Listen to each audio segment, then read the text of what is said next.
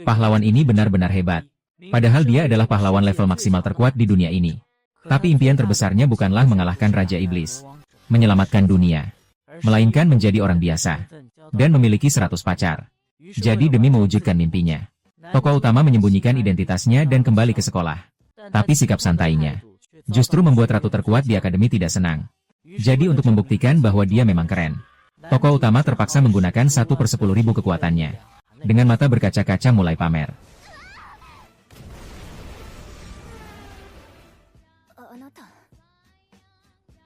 Tidak. Ternyata tidak lama yang lalu, tokoh utama dan Raja Iblis terlibat dalam pertarungan besar. Karena kekuatan keduanya sama hebat, maka pertempuran ini tak kunjung menentukan pemenang. Hingga saat terakhir, kedua belah pihak mengerahkan sisa tenaga terakhir, menusukkan senjata ke satu sama lain. Begitulah, sang tokoh utama pria yang telah menyelesaikan misinya tiba di sekolah. Dan dia juga memutuskan untuk mewujudkan mimpinya berteman di sini. Ingin melihat sang tokoh utama melangkah dengan percaya diri, dengan gaya konyol yang tidak biasa. Teman-teman di sekitarnya justru merasa dia cukup menarik. Tapi tentu saja ada juga yang sangat tidak senang, yaitu sang elit wanita yang berdiri di puncak sekolah. Dia sebagai ketua akademi. Yang biasanya paling tidak sukai adalah pemeran utama, orang yang tidak mematuhi aturan seperti ini. Jadi ketika dia tahu identitas pemeran utama sebagai murid pindahan, wajahnya penuh rasa jijik. Karena ini adalah sebuah sekolah yang hanya dapat dimasuki oleh orang-orang yang bercita-cita menjadi pahlawan. Jadi tidak mungkin ada murid pindahan. Sang tokoh utama dengan tegas mengatakan bahwa dia datang untuk berteman. Jadi dia tidak peduli dengan yang namanya pahlawan.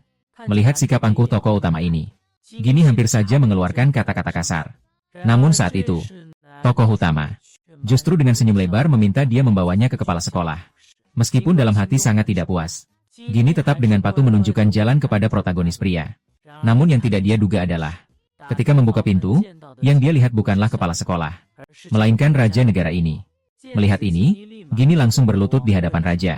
Kemudian berubah menjadi pengagum, dan mengucapkan banyak pujian kepada raja. Karena raja ingin berbicara secara pribadi dengan protagonis pria. Jadi mereka membiarkan Gini pergi dulu dari sini. Namun sebelum pergi, Gini tetap menatap tajam ke arah tokoh utama. Kemudian setelah Gini pergi, tokoh utama menunjukkan ekspresi jijik. Bertanya mengapa raja muncul di sini. Raja pun memberikan penjelasan. Ternyata tujuan raja mengajak tokoh utama masuk sekolah adalah, ini adalah untuk membantunya mengembalikan kekuatan pahlawan. Tapi protagonis sama sekali tidak tertarik. Karena sekarang dia hanya ingin menjalani kehidupan yang biasa. Saat itu raja memberitahu protagonis. Meskipun pertempuran itu membuat kekuatan pahlawan dan Raja Iblis saling mengimbangi, tapi dia selalu percaya, kekuatan pahlawan tidak akan hilang. Melihat sang raja terus-menerus berbicara omong kosong, sang tokoh utama benar-benar tak tahan. Lalu sang tokoh utama menuju lapangan latihan. Karena sekarang waktunya pelajaran untuk kelas tingkat atas. Jadi ketika melihat sang tokoh utama muncul di sini, Gini pun langsung terkejut. Meskipun sang tokoh utama mengeluarkan surat bukti bahwa dia murid pindahan, tetapi Gini tetap merasa, dia datang ke sini dengan jalan belakang. Namun, sang tokoh utama sama sekali tidak peduli.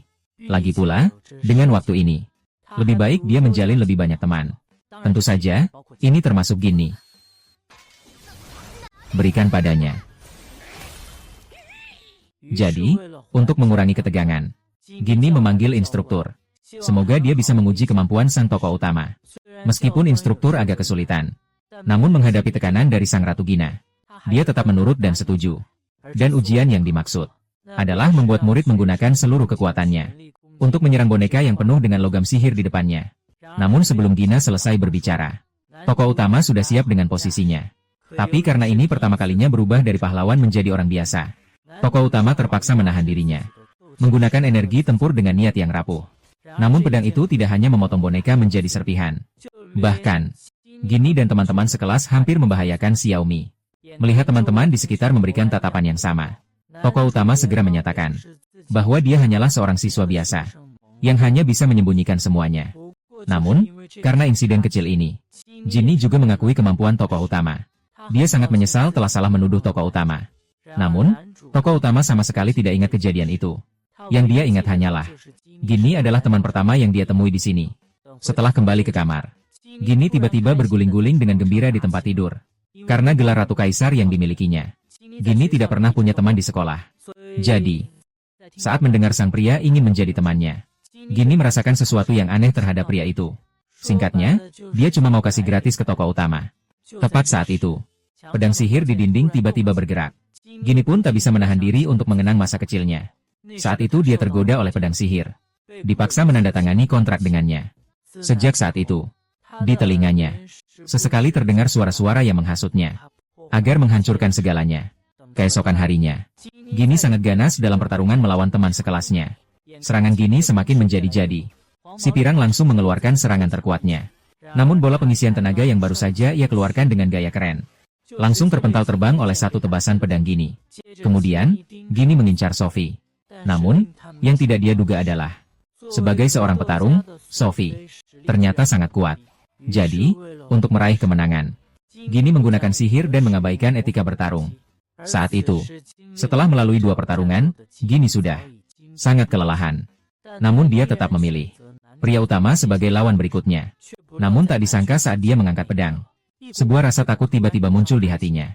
Saat Gini hampir jatuh, pria utama dengan cepat memeluk Gini. Kemudian dalam percakapan dengan guru pedang, tokoh utama akhirnya mengetahui tentang Gini. Apa yang telah terjadi padanya. Lalu dia langsung pergi ke arsip kerajaan, mulai membaca dokumen tentang pedang magis. Tak disangka. Namun saat itu para penjaga tiba-tiba memperingatkan tokoh utama. Menghela napas. Kemudian tokoh utama menemui Gini dan menyatakan bahwa dia sudah mengetahui rahasia pedang sihir. Ternyata, pedang sihir itu akan memberikan kekuatan besar kepada pemiliknya. Tapi saat ini kekuatan Gini masih belum cukup. Itulah sebabnya terjadi situasi yang berlawanan. Dan satu-satunya cara saat ini adalah membuat pedang sihir mengakui Gini. Tapi jika gagal, akan lahir makhluk yang mendambakan darah. Mengenai hal ini, sang tokoh utama membuat Gini tenang. Karena selama dia ada, semua masalah bukanlah masalah. Meskipun Gini masih sedikit ragu, tapi melihat reruntuhan tembok di kejauhan, Gini tetap memilih untuk percaya pada sang tokoh utama. Saat malam tiba, Gini menantang pedang ajaib itu. Pada saat ini, nyala api yang kuat menyelimuti Gini. Yang muncul di depannya, itu tidak lain adalah wujud asli pedang iblis, Montes. Tepat ketika keduanya bersiap untuk bertarung, kekuatan pedang ajaib yang bocor membentuk hal yang aneh. Namun saat dia tengah menyombongkan diri, sambil menyerbu sang protagonis pria. Sementara itu, Gini dengan kekuatan tekad yang kuat, mengalahkan pedang iblis. Saat api padam, Gini jatuh dari udara. Apakah yang lucu sudah tahu? Aku yang lucu menunggu hingga keesokan harinya. Karena sang tokoh utama sedang berlatih, selalu menunjukkan sikap yang sembrono sebagai target. Maka sebagai ketua kelas, Gini memutuskan untuk memberikan tugas kepadanya, yaitu mengajari Sophie yang selalu berlatih sendirian. Meskipun agak bingung, namun sang pria utama tetap dengan patuh mendekati Sophie. Setelah mengetahui bahwa Sophie hanya pernah belajar bertarung dengan pukulan, tokoh utama pria segera memutuskan mengajari Sophie cara menggunakan senjata. Namun, tepat ketika sang tokoh utama sudah menyiapkan segalanya, guru di sebelah malah memberitahu mereka bahwa kelas sudah selesai. Sang tokoh utama pun benar-benar tak bisa berbuat apa-apa. Melihat sang pemeran utama tampak murung dan kecewa, Sophie, yang biasanya tak berekspresi, ternyata bereaksi. Kemudian saat Sophie berlatih teknik pedang, dia seringkali tidak bisa memotong boneka latih. Mengenai hal ini sang pemeran utama langsung melihat apa masalahnya. Maka dia memutuskan untuk menutupinya sendiri. Pertama, anggaplah pedang sebagai bagian dari tubuhmu sendiri. Lalu alirkan energi tempur ke dalamnya. Dengan begitu, pedang yang diayunkan menjadi lebih kuat. Setelah berlatih setengah hari, Sophie sudah menguasai cara menggunakan energi pedang dengan mahir. Melihat puing-puing boneka yang berserakan di lantai, hanya ada satu pertanyaan di benak Sophie. Apakah dengan ini dia bisa mengalahkan Gini? Agar tidak menyakiti harga dirinya, pria utama hanya bisa menyampaikan penolakan dengan halus. Mendengar jawaban ini, Sophie melemparkan pedang kepada pria utama. Lalu dengan gerakan yang bersih dan cepat, menekannya ke tanah. Kemudian dengan tulus memohon padanya untuk mengajarinya cara mengalahkan Gini. Kalau begitu, kamu bikin sedikit godaan raja. Sampai keesokan harinya, raja tua ini kembali menemui tokoh utama. Dan tujuan kedatangannya kali ini juga sangat sederhana, yaitu untuk menanyakan kabar tokoh utama. Apakah dia sudah menemukan pacar? Mendengar kata-kata ini, tokoh utama langsung merasa diremehkan. Perlu diketahui, dia sekarang sudah punya beberapa pacar. Kalau bicara yang baru-baru ini, seharusnya Sophie. Mendengar nama ini, raja menunjukkan ekspresi yang sudah diduga. Karena Sophie adalah produk dari rencana pahlawan buatan itu. Mengabaikan ekspresi bingung sang protagonis, raja berkata, dulu ada sekelompok orang ingin menciptakan seorang pahlawan yang mereka inginkan. Maka mereka memanfaatkan teknologi kuno yang hilang untuk melakukan reproduksi massal manusia berbakat. Dan Sophie adalah produk yang paling sempurna di antara mereka. Dan ada salinan yang sama persis dengannya. Sebanyak 1 miliar salinan. Melihat ekspresi marah sang protagonis, Raja segera memberitahunya untuk tidak khawatir. Karena organisasi itu sudah lama dihancurkan olehnya. Namun ketika Sophie diselamatkan, dia sudah berubah menjadi seseorang yang hanya bisa mengikuti perintah. Setelah memahami seluk-beluk kejadian, tokoh utama mulai merasa sangat bersalah. Seandainya dunia ini tidak ada dirinya, Sophie tidak akan mengalami tragedi seperti itu. Lalu sang pria utama diam-diam bersumpah. Dia pasti akan membuat Sophie menjalani kehidupan yang biasa. Kemudian setelah bertanya ke sana kemari, sang pria utama akhirnya mendapat jawaban dari teman sekelasnya. Adegan yang biasa adalah kencan, itulah jawabannya. Akhirnya sang pria utama menemui Ginny. Namun sang pria utama baru saja mengucapkan kata kencan. Wajah Ginny langsung memerah karena malu. Namun dia tetap dengan sikap sundere menggambarkan kencan yang ada dalam hayalannya. Dan mengatakannya. Namun yang tak dia duga adalah, tokoh utama tadi baru saja berkata begitu banyak. Ternyata bukan untuk mengajaknya berkencan. Kemudian, pemeran pria mengetahui dari penjaga bahwa Sophie ada di sini. Lalu, dia tanpa ragu mendorong pintu ruang ganti. Setelah mengetahui pemeran pria ingin berkencan dengannya, bukan perintah, Sophie langsung menyetujui pemeran pria. Saat waktu kencan tiba, pemeran pria bahkan membuat rencana yang sangat detail. Tapi sayangnya, sekarang waktu sudah melewati 4 menit. Jadi, si tokoh utama, strategi yang dipersiapkannya sebelumnya sudah tidak berguna. Kemudian, mereka berdua berlari kecil menuju tepi sungai. Melihat ikan-ikan yang beraneka ragam di dalam air, Sophie menyatakan ingin mencoba memberi makan ikan.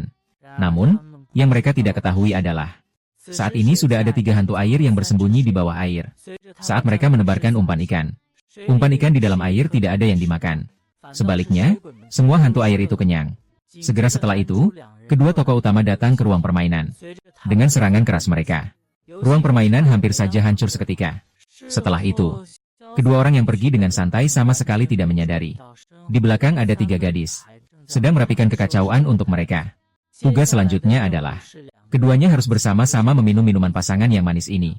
Melihat keadaan ini, Sophie tanpa ragu langsung menggigitnya. Sang pria utama awalnya juga tidak terlalu menganggapnya serius. Namun, pada saat wajah mereka menyentuh satu sama lain, tubuh pemeran utama seperti tersengat listrik. Jatuh ke tanah. Mendengar detak jantung yang keras dari dalam tubuhnya, pemeran utama tetap menahan malu dan mendekatkan wajahnya. Dan adegan ini juga seluruhnya terlihat oleh Ginny yang mengikuti dari belakang. Sampai malam, keduanya tiba di tujuan terakhir. Melihat pria di sampingnya, Sophie sangat tidak mengerti mengapa dia melakukan begitu banyak untuknya. Mengenai pertanyaan ini, pria itu dengan malu menjawab, siapa suruh Sophie menjadi temannya? Sophie yang sangat tersentuh, memutuskan untuk tidak lagi menyembunyikan apapun dari temannya. Maka dia pun mengungkapkan sepenuhnya asal-usulnya kepada pemeran utama pria. Mungkin karena takut sang protagonis tidak percaya, dia juga sengaja memperlihatkan kemampuannya. Karena kekuatan sang pahlawan dapat mengubah hukum fisika. Jadi dia juga memiliki kemampuan yang sama. Namun, sekarang dia belum bisa mengendalikan kekuatan ini sepenuhnya. Misalnya saat mendarat, dia ingin mengubah berat badannya menjadi 1000 kali lipat. Tapi malah menjadi 10.000 kali lipat. Selain itu, Sophie juga bisa menghentikan waktu. Namun dengan kemampuan dia sekarang, menggunakan kekuatan pahlawan lebih dari 10 detik, tubuhnya sudah tidak mampu menahan lagi. Mungkin karena kejujuran Sophie membuat tokoh utama merasa bersalah. Dia akhirnya mengungkapkan identitasnya sebagai pahlawan kepada Sophie. Lebih tepatnya, mantan pahlawan. Karena tokoh utama saat ini sudah tidak bisa menggunakan kekuatan itu lagi. Namun bagi dia, ini adalah kabar baik yang sangat besar. Lagi pula, dia sama sekali tidak ingin memiliki kutukan kekuatan pahlawan ini. Tetapi karena hanya dia yang bisa menyelamatkan umat manusia, dia mulai berjuang melawan monster sejak usia 3 tahun. Setiap hari demi menjadi lebih kuat, dia terus-menerus berada di antara hidup dan mati. Namun meskipun dia telah mencapai tahap ini, setiap kali ada orang yang meninggal, dia akan dicemooh oleh masyarakat. Tidak ada yang peduli tentang seberapa banyak dia telah berkorban. Melihat sang protagonis yang menderita, Sophie tiba-tiba berlari mendekatinya dan memberitahunya sesuatu. Yaitu sejak dia diselamatkan oleh raja, dia pun menyaksikan orang-orang yang tak terhitung jumlahnya yang diselamatkan oleh para pahlawan. Jadi dia benar-benar bangga dengan identitasnya sebagai pahlawan buatan. Dia merasa bangga. Setelah mendengar kata-kata Sophie, dia akhirnya kembali bersemangat. dengan tenaga besar sampai ke gadis yang memakai sepatu gano. Ah, Yaksakda. Keesokan paginya, tokoh pria dan Sophie sedang berada di depan Gini saat sedang memamerkan kemesraan. Di akademi, tiba-tiba terasa guncangan demi guncangan. Maka, untuk mencari tahu keadaannya, tokoh pria membawa seporsi nasi kari dan menuju ke aula akademi. Yang muncul di hadapan adalah seekor naga raksasa. Naga itu menghembuskan napas busuk ke arah tokoh utama pria. Tokoh utama pria tanpa berkata apa-apa langsung melompat ke udara. Lalu dengan sekali tebasan tangan yang ringan, langsung membuat naga itu pingsan. Melihat itu, semua yang menonton terkejut. Namun tokoh utama pria tak menganggapnya serius. Memang naga betina kecil itu terlihat cukup menakutkan. Tapi sebenarnya dia masih seekor naga kecil standar. Melihat naga betina kecil muntahkan api karena kari yang dia beri, pria utama langsung sangat senang sampai tidak bisa berhenti tersenyum. Saat itu, terdengar suara yang meragukan kemampuan pria utama dari belakang. Bagaimanapun juga, mengalahkan naga raksasa dengan tangan kosong. Ini benar-benar sesuatu yang luar biasa. Melihat itu, tokoh utama pria langsung mulai berdalih. Tetapi hasilnya bisa ditebak. Para teman sekelas sama sekali tidak percaya omong kosongnya. Sementara itu, naga betina kecil di belakangnya tiba-tiba mulai bersinar. Belum sempat tokoh utama itu bereaksi, seorang gadis kecil langsung melompat ke pelukannya. Ya ampun, kenapa aku tidak, ya? Nana meskipun tokoh utama itu sangat kebingungan. Tapi dia malah lebih peduli. Kemana naga yang barusan pergi? Mengenai pertanyaannya, Gini dengan wajah bingung menunjuk ke gadis kecil di depannya. Tapi tokoh utama mengira Gini sedang bercanda. Namun, Sophie juga mengatakan bahwa dia melihatnya. Kini tokoh utama tidak percaya pun harus percaya. Meski tidak mengerti mengapa naga perempuan memanggilnya ayah. Tapi bagaimanapun juga ini gratis. Pemeran utama pun terpaksa pura-pura tidak rela menerimanya. Dan hal pertama yang dia lakukan setelah berhasil jadi ayah adalah saat memandikan putri naga. Dia memberinya sebuah nama. Namun saat pemeran utama sedang mencuci rambut Xiaoku, Gini mendorong pintu kamar. Melihat itu Gini segera menutup matanya. Ternyata, tokoh utama meminta Gini untuk membantu menyelidiki informasi tentang naga perempuan. Berdasarkan catatan dalam informasi tersebut, seperti naga, makhluk sihir tingkat tinggi ini, untuk memperoleh kekuatan yang lebih besar, tubuh mereka memang akan menghilang setelah mati. Tetapi jiwa mereka akan terlahir kembali. Di kota penggilingan batu, orang yang mengalahkan mereka. Sederhananya, saat naga dikalahkan, ada kemungkinan berubah menjadi manusia. Tentu saja, semua ini hanyalah kemungkinan belaka. Lagi pula sejak dulu tak ada yang mampu mengalahkan naga. Makhluk iblis tingkat tinggi seperti ini. Mendengar mereka berdua sedang membicarakan dirinya, Xiaoku langsung mendorong Yulian. Melihat mereka mandi bersama, Gini langsung bingung. Oh tidak.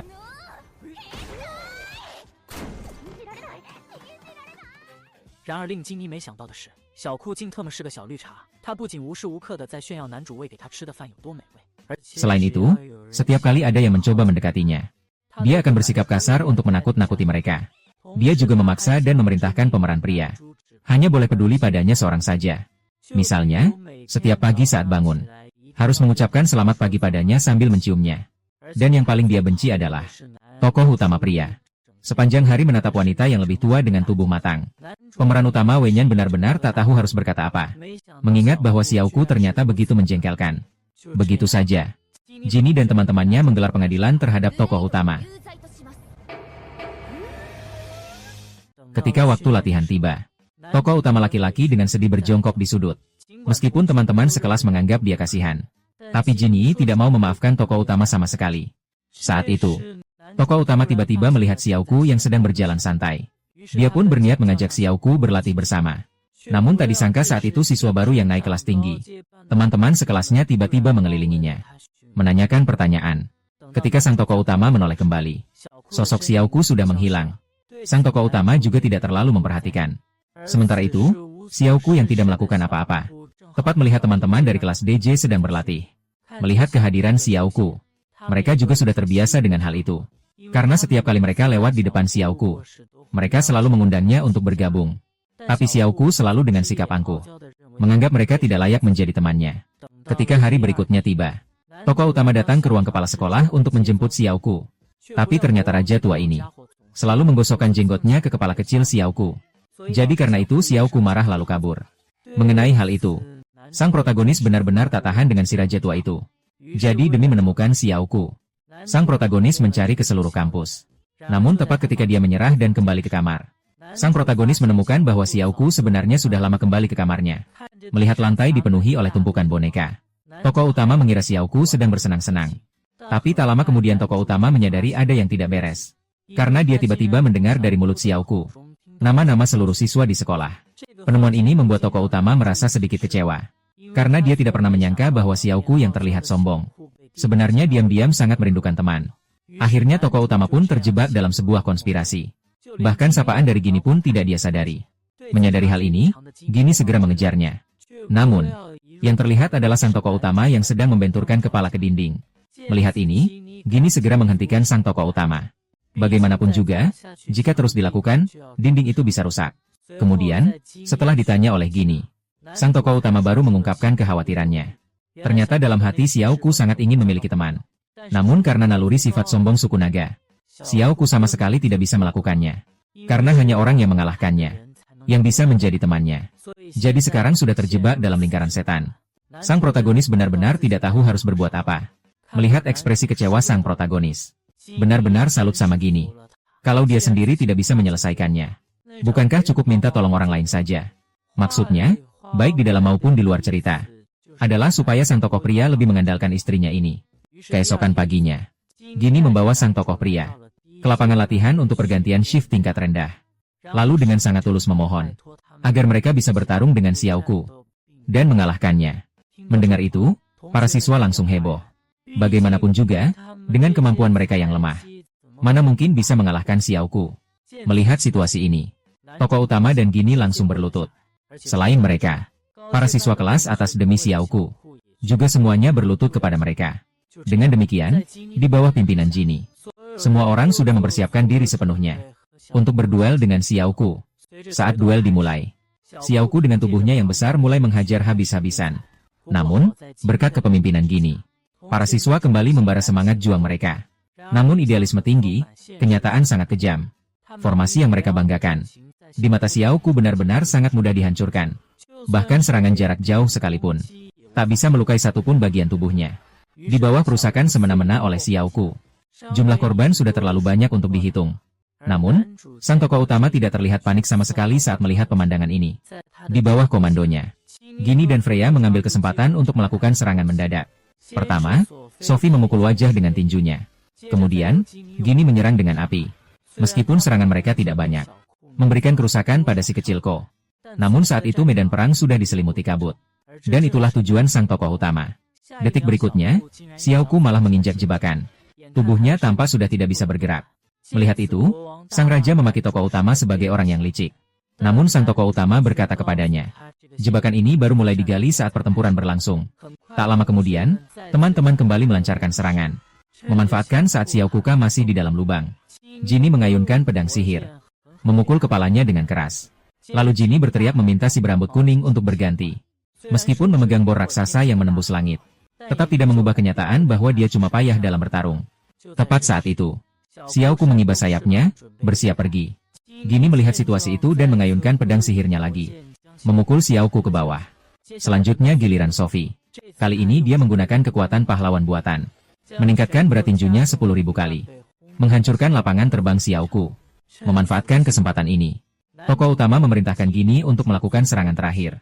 Meskipun kekuatan pedang iblis saat ini sudah terkuras, tetapi Gini tak peduli.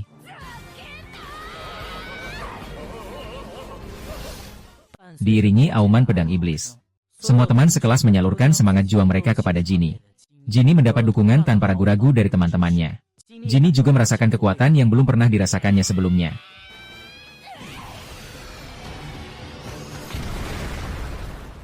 Saat asap menghilang, Xiaoku benar-benar dibuat bingung. Melihat teman-teman sekelas yang terengah-engah, tokoh utama menghibur Xiaoku agar tidak merasa kecewa. Lagi pula ini bukan karena dia terlalu lemah, tapi karena manusia sangat kuat. Dengan begitu, Xiaoku akhirnya mengakui manusia, dan akhirnya memberanikan diri untuk mengungkapkan perasaannya. Ada yang membantumu. Setelah pertempuran ini, Xiaoku juga berhasil berbaur dengan teman-teman sekelasnya. Hal ini membuat sang pria utama sangat lega. Namun, dia menyadari sesuatu. Nini tampaknya mulai berubah sedikit berbeda. Mendengar kalimat ini, semua orang di sekitar panik. Mereka menegur pria utama karena dianggap tidak mengerti apa-apa. Sementara Huang mau memanfaatkan kesempatan untuk menyelipkan hal pribadi. Artinya, meskipun Gini berubah jadi gendut sampai beratnya 2,5 ton, Dia tetap menjadi cinta yang tak tergantikan di hatinya. Kini sang pria utama akhirnya menyadari bahwa Jinny memang menjadi gemuk. Mendengar ucapan pria utama yang begitu menyakitkan, Jinny menangis lalu melarikan diri dari tempat itu. Sementara sang pria utama, dengan sikapnya yang sok maskulin, juga oleh teman-temannya dinilai sebagai orang yang sangat keji. Bisa jadi sekarang mereka akan memutuskan pertemanan karena ini. Mendengar kalimat itu, tokoh utama langsung merasa putus asa. Tapi untungnya ada dorongan dari teman-teman. Tokoh utama langsung memutuskan untuk meminta maaf kepada Jinny. Namun beberapa orang tahu betul karakter tokoh utama. Diperkirakan dia bahkan tidak tahu mengapa Jinny marah. Jadi mereka tetap memutuskan untuk mengikuti tokoh utama.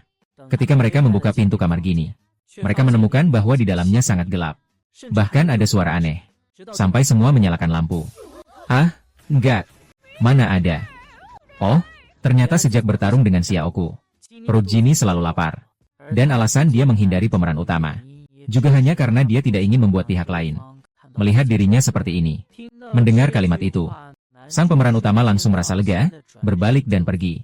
Sekarang para gadis jadi panik. Bagaimanapun, kalau si pemeran utama benar-benar pergi, tak ada yang bisa membujuk Jinny lagi. Melihat itu, si pemeran utama bahkan sengaja menggodanya beberapa kali. Jinny terlihat menangis semakin sedih. Pemeran pria menepuk bahu Jinny. Lalu dengan wajah lembut ia menenangkan Jinny, jangan khawatir. Karena semua orang akan membantunya menurunkan berat badan. Wah, kakek itu ternyata jadi bingung. Kemudian keesokan harinya, Jinny pun memulai latihan intensif untuk menurunkan berat badan. Namun mungkin karena lemaknya terlalu banyak. Begitu Jinny sedikit berolahraga, ia langsung berkeringat deras. Selain itu, makan siangnya juga diganti dengan paket diet. Hanya satu set seperti itu. Menjalani penyiksaan itu. Akhirnya tiba saat Jinny memeriksa hasilnya. Tentunya hasilnya tidak mengejutkan. Jinny langsung menginjak timbangan hingga pecah. Tidak terlalu banyak. Karena efek dari pelatihan penurunan berat badan sangat buruk. Jadi hari ini, Jinny memutuskan untuk menggunakan metode yang lebih ekstrim. Dia akan menggunakan kekuatan pedang sihir untuk menghabiskan lemaknya sendiri. Melihat Jinny dikelilingi oleh api, teman-teman yang datang terlambat sangat khawatir. Tapi tokoh utama tetap memilih untuk percaya pada Jinny. Seiring sepasang mata terbuka di dalam api, sebuah sosok ramping muncul di hadapan semua orang. Dan inilah wujud sejati pedang iblis membidis. Sambil melihat Jinny mengerahkan wujudnya yang paling menyiksa, pedang iblis. Dia sempat mengira musuh yang sangat hebat telah muncul. Tetapi Jinny memberitahunya, musuh yang harus dibakar adalah lemak. Pedang iblis ini benar-benar menyerah. Tidak menyangka tuannya sendiri bisa seaneh itu. Karena mempertahankan bentuk manusia yang melelahkan. Setiap jam harus menghabiskan 1 juta kalori. Jadi Jinny cepat kehabisan energi dan menjadi lemas. Namun di detik berikutnya, Jinny yang pingsan karena kelaparan tiba-tiba masuk mode binatang. Sementara itu, sebuah ekor juga tumbuh di belakangnya. Melihat Jinny yang mengamuk mendekati orang-orang dengan kekerasan, tokoh utama mengangkat pedangnya. Kemudian menggunakan serangan terkuatnya, versi bawah. Dengan bantuan tokoh utama, Jinny akhirnya kembali ke bentuk semula. Namun, yang tidak diduga oleh semua orang adalah, Jinny memiliki kartu truf berupa pedang sihir ini. Ternyata dia mulai berbuat semena-mena lagi. Keesokan harinya, seorang gadis bernama Maria tiba-tiba menemui tokoh utama. Dan dia bahkan meminta tokoh utama untuk membunuhnya. Tentu saja, lebih tepatnya, dia ingin dibunuh saat dia kehilangan kendali. Ternyata di dalam tubuh Maria, ada sebuah tangan iblis yang sangat kuat. Meskipun sampai sekarang dia masih bisa mengendalikannya dengan susah payah. Tapi sejak terakhir kali bertarung dengan Xiaoku, dia menyadari tubuhnya sudah hampir mencapai batas. Jadi dia berharap sebelum benar-benar kehilangan kendali, bisa dibunuh oleh tokoh utama pria. Tentu saja jika memungkinkan. Dia lebih berharap dirinya bisa mengendalikan kekuatan mengerikan ini. Menghadapi permintaan Maria, selain pemeran utama pria yang bersedia turun tangan membantu, teman-teman lain yang selama ini tak berguna juga ikut berdiri, menyatakan ingin ikut membantu. Kemudian mereka semua menuju arena. Pemeran utama menyuruh Maria mencoba melepaskan sekaligus kekuatan yang telah lama tertekan. Meskipun Maria sangat keberatan, tapi untungnya dengan penghiburan dari Jinny, Maria akhirnya setuju. Kemudian Maria satu persatu melepaskan gelang tangan dan pelindung kaki yang menahan kekuatannya. Terakhir adalah melepas alat penyegel terkuat yang bisa mengurangi kekuatannya hingga 1/10. Ini berarti Maria melepaskan kekuatan 160 kali lipat. Melihat situasinya tidak benar, Jinny bergegas maju untuk menghentikan. Tapi pada akhirnya terlambat. Disertai dengan teriakan kesakitan Maria, sebuah angin topan tiba-tiba muncul di depan semua orang. Detik berikutnya, atasan Maria tiba-tiba mulai terbuka. Kekuatan menakutkan itu membuat semua orang sangat ketakutan. Hanya sang protagonis yang merasakan aura yang familiar di dalamnya. Ternyata sang protagonis mengenali tanda iblis di dahi Maria. Namun sebelum dia bisa bereaksi, Ginny langsung berubah menjadi bentuk iblis. Namun menghadapi serangan Ginny, Raja Iblis hanya melambaikan tangannya sebentar, lalu langsung memadamkan api Ginny. Dan yang mengikutinya, prajurit payah berambut pirang, juga tetap menunjukkan performa yang stabil. Melihat keadaan ini, Sophie dan Xiaoku memutuskan untuk menyerang bersama. Pertama, Sophie menggunakan kekuatan manusia, kekuatan sang pahlawan untuk menahan Raja Iblis. Kemudian, Xiaoku melancarkan serangan mematikan. Namun, harapan itu sangat indah. Realitasnya justru sangat pahit. Di mata Raja Iblis, nyala api Xiaoku bahkan tidak lebih baik dari bara pemanas. Kemudian, Raja Iblis mengumpulkan api itu menjadi bola kecil, lalu langsung melemparkannya kembali kepada Xiaoku. Diiringi jeritan kesakitan Xiaoku, semua orang kehilangan kemampuan bertarung. Saat itulah, tokoh utama akhirnya mengambil tindakan. Namun, dia tidak berniat membunuh Raja Iblis, melainkan ingin menangkapnya hidup-hidup. Melihat dirinya terjebak oleh tokoh utama, Raja Iblis yang marah melayangkan tamparan, langsung membuat tokoh utama terpental keluar. Melihat keadaan itu, akhirnya tokoh utama tetap menarik pedangnya. Namun menghadapi tebasan pemecah sangkarnya, Raja Iblis menangkis semuanya dengan mudah. Setelah serangan tokoh utama berakhir, Raja Iblis lalu menembakkan sebuah sinar sihir. Meskipun tokoh utama menahan serangan itu dengan sekuat tenaga, namun pedang di tangannya hancur menjadi debu. Di saat yang sangat genting ini, Ginny menyeret tubuhnya yang terluka parah, dan mendekati sang protagonis. Lalu menyerahkan pedang sihirnya kepada sang protagonis. Dengan berkas senjata dari istrinya, sang protagonis pun mengerahkan sebagian kekuatannya. Meskipun pedang sihir itu tidak kuat menahan, tapi sang pria utama tidak peduli dengan itu.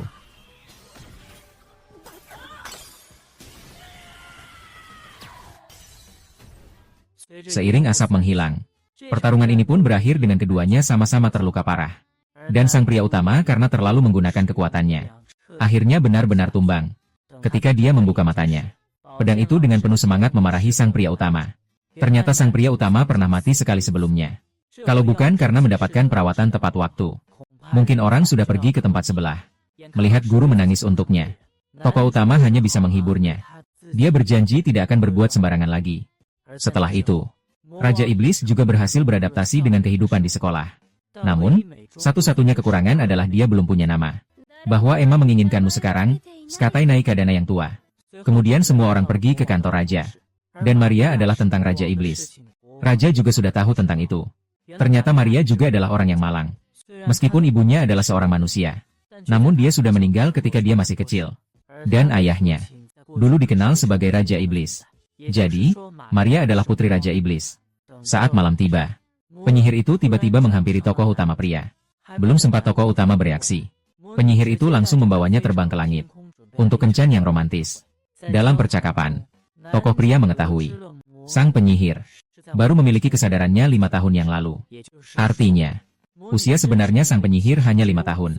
Meski usia tidak begitu penting bagi makhluk magis. Hanya saja, sebagai seorang wanita, dia sangat membenci sikap sang pria utama yang menganggapnya seperti anak kecil. Namun yang tidak diduga oleh sang pria utama, penyihir itu tetap tinggal di akademi ini. Karena dia merasakan sesuatu yang aneh terhadap sang pria utama.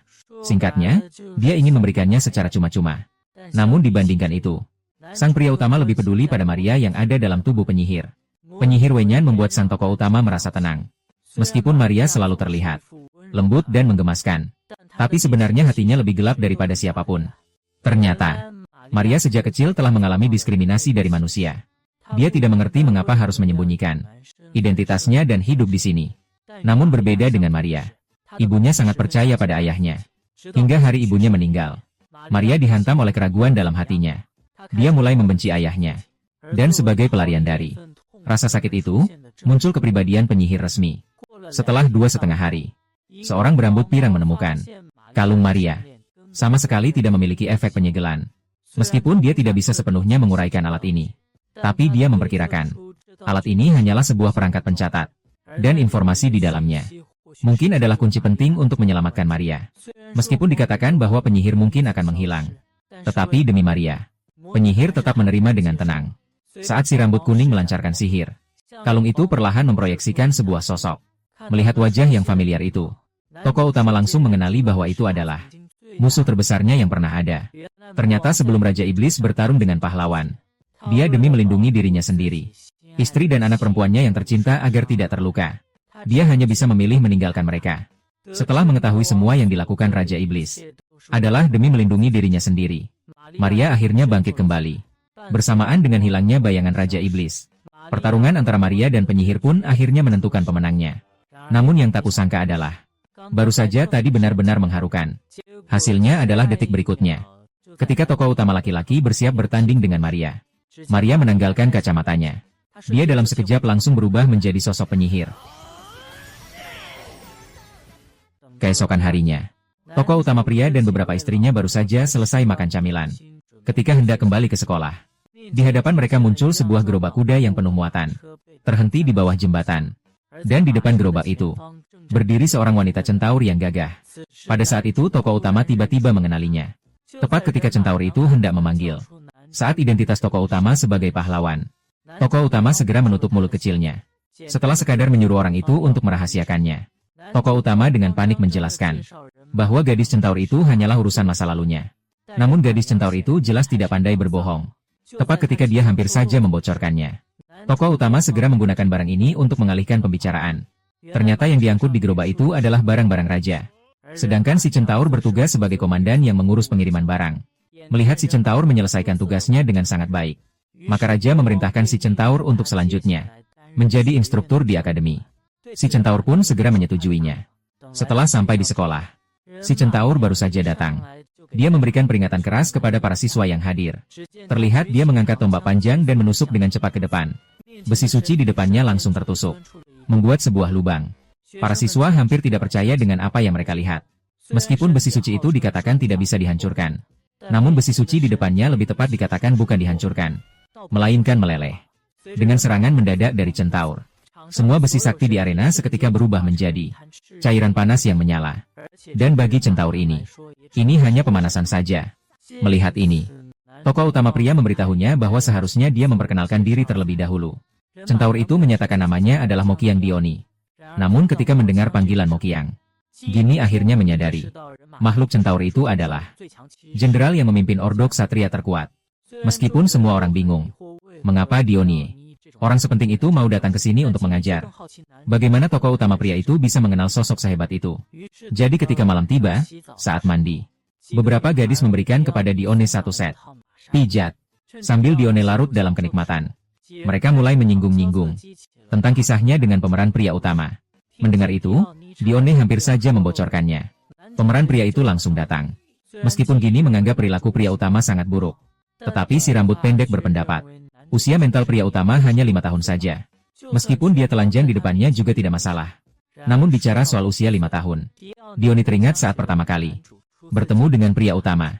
Waktu itu saat pertama kali melihat pria utama, dia bahkan mengira lawan itu adalah binatang buas yang ganas.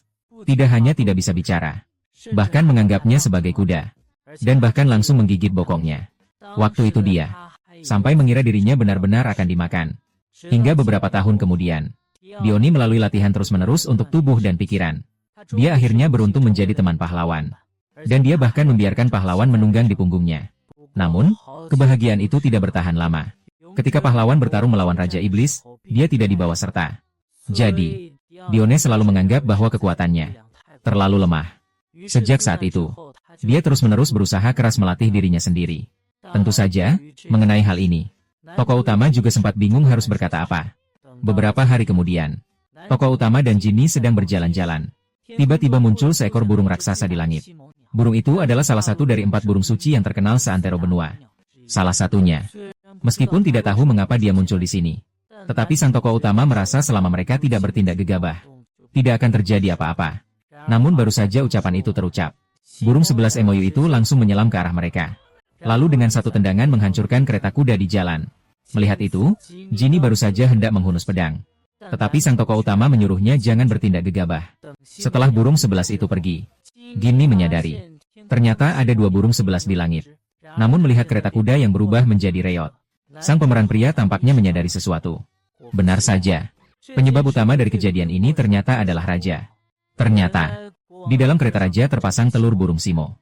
Dia melakukan ini tentu ada alasannya. Ternyata, untuk menetas telur burung simo harus memenuhi 2 syarat.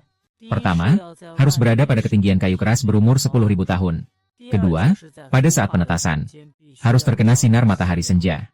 Hanya saja, pasangan burung simo itu tampaknya sedang membuat sarang untuk pertama kalinya.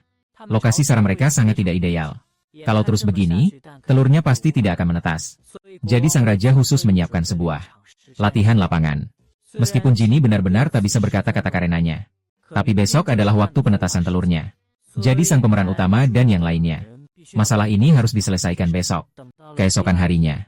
Sebagai penanggung jawab ujian ini, tokoh utama memberi pengarahan. Tugas mereka adalah menahan 11 MOU Niao. Berusaha menyembunyikan lokasi munisi sebelum matahari terbenam. Karena selama munisi berhasil diangkut ke puncak menara, maka tugas mereka selesai. Setelah mendengar pria utama berkata banyak kata-kata indah, semua orang pun menjadi sangat waspada. Langkah pertama adalah menggunakan sebuah kereta kosong untuk menarik burung simo turun dari langit. Setelah mereka menghancurkan kereta itu, Huang mau memulai serangan terlebih dahulu. Namun sebagai seorang pejuang yang lemah, burung tertentu hanya bergerak sedikit dan berhenti di udara dengan bulu kuning. Seketika langsung melemah. Sementara itu, burung tertentu menyerang si berambut pendek. Memanfaatkan momen saat teman sekelas membantu menghalangi, si berambut pendek melancarkan serangan balik kepada burung tertentu. Tapi jelas serangannya tidak ada gunanya sama sekali. Jadi kedua orang itu hanya bisa melarikan diri dengan malu-malu. Namun, berkat pengorbanan mereka, siswa-siswa di sekitar mendapat waktu untuk membatasi gerakan si burung tertentu. Meskipun besi di kota ini biasanya tidak akan putus, tetapi yang tidak mereka duga adalah burung X itu malah membawa rumahnya terbang ke atas langit. Tapi setidaknya itu memberi waktu. Sementara itu, saat teman berambut hitam sedang dirawat, burung X lain menyerang mereka. Pada saat itu, Xiao Ku menembakkan serangan api ke burung X itu. Tapi sayangnya, kartu percobaan pemula miliknya sudah lama kedaluarsa. Namun pada detik berikutnya, si burung 11 MOU yang tak terluka langsung dengan satu hantaman paruh membuatnya terpelanting keluar. Melihat itu, sang pria utama segera menyuruh Maria mengurai kepang rambutnya. Dengan bantuan sang penyihir, ditambah ucapan demoniak gini, burung barat akhirnya terhambat untuk sementara. Jadi sekarang yang perlu dilakukan adalah mengangkut peluru ke menara. Misi mereka sudah dianggap selesai. Namun, kejutan selalu muncul di saat-saat kritis. Namun, saat baru setengah jalan, tiba-tiba terhenti.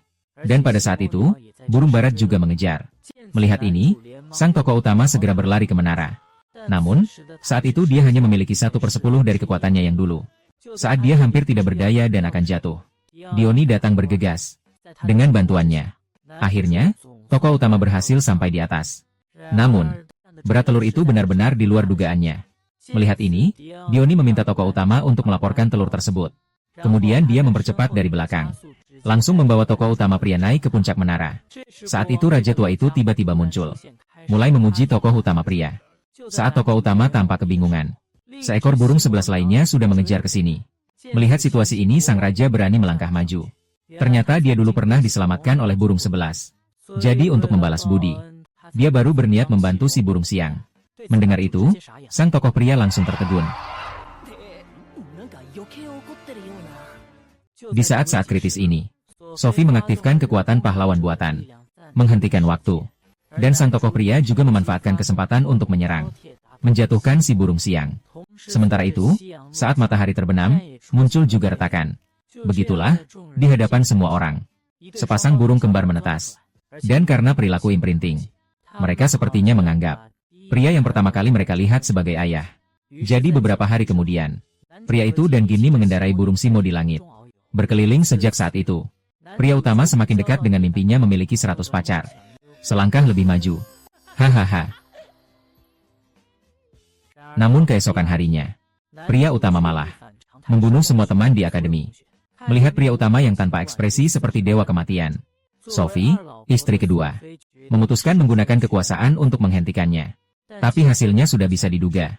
Sophie, sang pahlawan buatan, tidak mungkin bisa menandingi sang protagonis asli.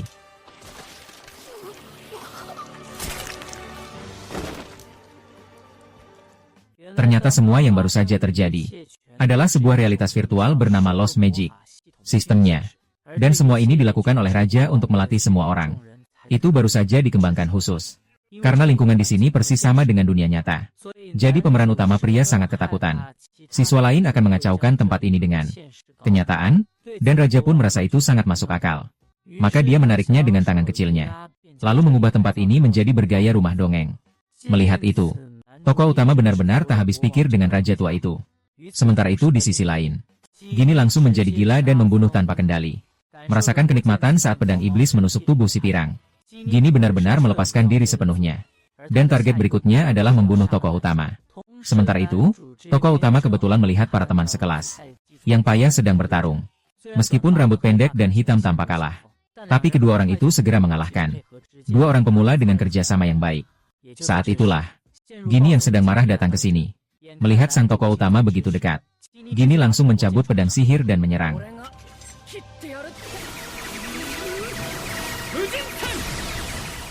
Dengan seberkas cahaya putih yang menyilaukan, pemeran utama membuka matanya lagi.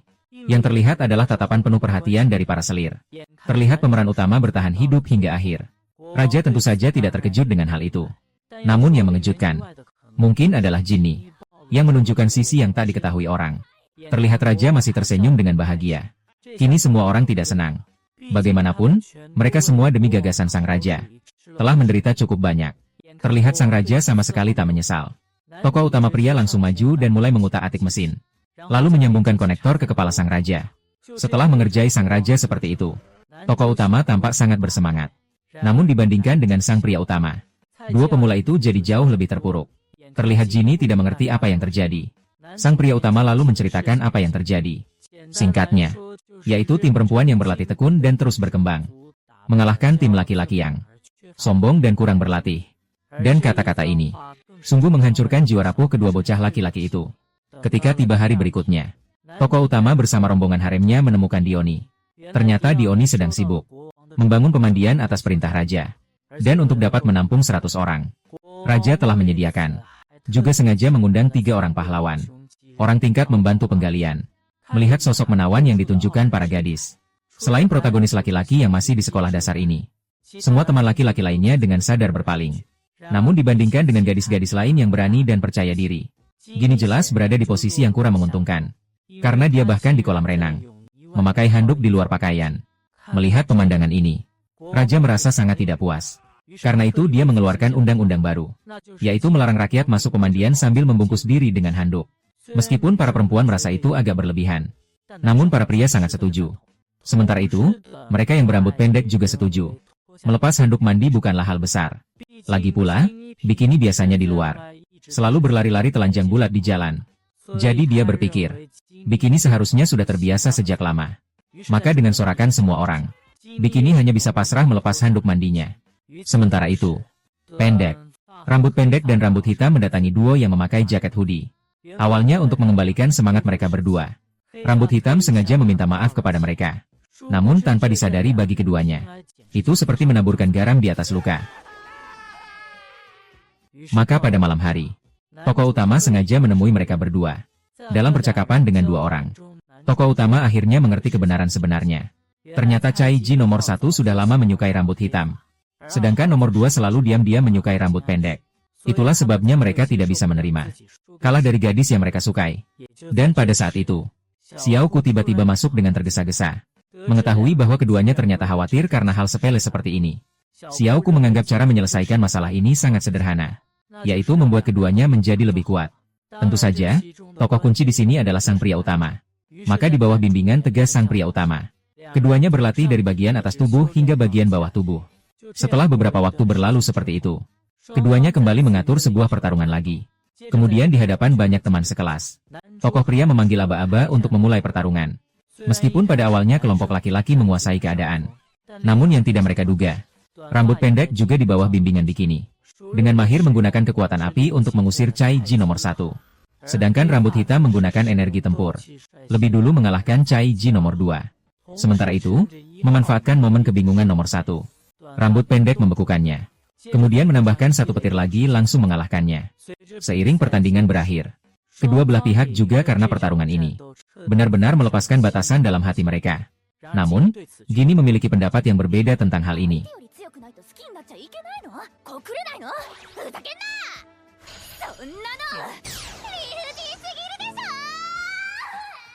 Ketika hari berikutnya tiba, sebuah robot aneh muncul di hadapan semua orang. Namun saat semua orang terlihat bingung, robot itu memproyeksikan gambar sang tokoh utama. Sementara itu, Sang tokoh utama sedang bermeditasi menyimpan energi pertarungan. Karena sejak mengalahkan Raja Iblis, tokoh utama jika menggunakan kekuatan lebih dari 15%, akan meninggal dunia. Jadi sekarang baru memanfaatkan waktu luang untuk menyimpan Doki di dalam tubuh lebih awal. Saat itu, kelompok harem datang ke sini dengan robot. Melihat wajah yang sudah dikenal ini, tokoh utama langsung mengayunkan pedangnya dan memotongnya menjadi serpihan. Melihat itu, Ginny mengecam tokoh utama karena terlalu kejam. Namun yang tidak mereka sadari, robot sedang melakukan pemindaian seluruh tubuh terhadap Ginny. Begitu sistem memberitahu bahwa pembaruan selesai, seorang gadis tiba-tiba muncul di depannya. Melihat bahwa sang pria utama tidak mengenalinya, telapak tangan gadis itu mulai mengumpulkan tenaga. Melihat itu, sang pria utama langsung menyerang balik. Tangkap hantu, tangkap hantu. Tangkap hantu. Tiba-tiba menebasnya. Saat asap menghilang, gadis itu benar-benar hancur menjadi besi tua. Karena itu, Ginny langsung memberi pria utama satu pukulan. Lagi pula, siapa yang akan bersikap seperti ini terhadap seorang gadis yang imut? Akhirnya, menjelang malam, gadis itu akhirnya pulih. Melihat pria utama masih ingin menyerang, Ginny segera menghentikannya. Karena menurut Ginny, gadis itu tidak memiliki niat jahat. Gadis itu juga dengan jujur menyatakan bahwa dia datang untuk menghabisi tokoh utama dan untuk menyelesaikan tugasnya dengan lancar. Dia bahkan menganalisis jiwa tokoh utama, sehingga dia merancang dirinya sendiri untuk dapat membangkitkan ketertarikan lawan jenis. Penampilan keinginan untuk melindungi. Juga pada saat itu, sebagai Shanyu, HIFA maju mengajak gadis itu untuk ikut kelas bersama. Karena pada gadis itu tertulis kode identifikasi dan model dalam 10 orang. HIFA mengganti nama gadis itu menjadi Iona. Dan mengetahui tujuannya adalah untuk mengalahkan tokoh utama laki-laki. Rambut hitam menunjukkan bahwa dia bisa mencari cara bersama semua orang. Dengan demikian, semua orang mengadakan pertemuan khusus untuk membahas cara menghilangkan tokoh utama. Adapun mengapa Iona harus menghilangkan tokoh utama? Itu karena tokoh utama memaksa masuk ke bagian pentingnya. Dan setiap kali melakukan invasi, dia terus-menerus menghina tubuhnya. Melihat semua orang melemparkan tatapan jijik, seolah-olah dia sampah. Si protagonis pun benar-benar menyerah. Ternyata yang dimaksud Iona dengan tubuh adalah perpustakaan buku terlarang kerajaan. Karena sebelumnya demi membantu Ginny menyelesaikan urusan terkait pedang magis, makanya si protagonis sengaja menelusuri beberapa informasi. Mendengar bahwa si protagonis melakukannya demi dirinya sendiri, Ginny langsung tersipu, wajahnya memerah. Namun Iona mengatakan, sebelumnya pemeran utama pria sudah menyerang 13 kali. Secara total dia sudah dihancurkan 13 kali. Totalnya terpecah menjadi 580.000 fragmen. Dan yang paling malang adalah dia. Dia dimarahi oleh sistem induk yang memiliki otoritas lebih tinggi darinya. Sebanyak 500 juta kali. Milidetik. Tidak hanya si pendek yang mengkritik protagonis pria terlalu kejam. Bahkan penyihir pun merasa protagonis pria terlalu kejam. Jadi, protagonis pria pun pergi dari sini karena kemarahan orang-orang. Saat itu, Sophie mengejarnya. Protagonis pria memberitahu Sophie bahwa dia telah menyusup ke perpustakaan. Semua ini karena misi sang pahlawan. Dan juga penjaga seperti Iona. Jiwanya sebenarnya tersimpan di tempat lain. Bahkan jika dihancurkan menjadi besi tua, mereka sama sekali tidak akan mati. Sementara itu, si Pirang telah dianalisis alasan mengapa Iona tidak bisa menang. Yaitu karena sang protagonis tahu Iona tidak akan mati, jadi dia terus menyerang dengan keras. Namun Iona memiliki pandangan yang berbeda tentang hal ini. Karena berdasarkan pengamatannya sendiri, dia menemukan bahwa sang protagonis berbelas kasih kepada perempuan saat bertarung. Jadi, dia sengaja mengubah dirinya menjadi seorang gadis. Berdasarkan argumen di atas, Rambut Kuning merumuskan sebuah rencana tempur yang sangat hebat, yaitu langsung memasukkan jiwa ke dalam jantung Iona. Dengan cara ini, Iona tidak akan lagi dalam keadaan yang tidak bisa dihancurkan. Jadi untuk membuktikan dugaan, Iona menantang tokoh utama dengan sorakan dari kelompok harem. Tokoh utama sebenarnya berniat mengakhiri pertarungan ini dengan sekali tekan. Namun Iona memberitahunya bahwa dia sudah terputus dari induknya. Sekarang jika dia dihancurkan, tidak bisa pulih lagi. Melihat sang pria utama masih agak tidak percaya, Iona langsung meraih tangan pria utama dan memasukkan ke bagian jantungnya yang baru saja memiliki jiwa. Kini pria utama benar-benar panik. Belum sempat dia bereaksi, Iona langsung memberikan serangan lengkap kepada pria utama. Rangkaian pukulan bertubi-tubi membuatnya terpental keluar. Pada saat itu, sang pemeran utama pria yang bangkit bermaksud membalas. Namun tak disangka Iona langsung membuka kedua tangannya.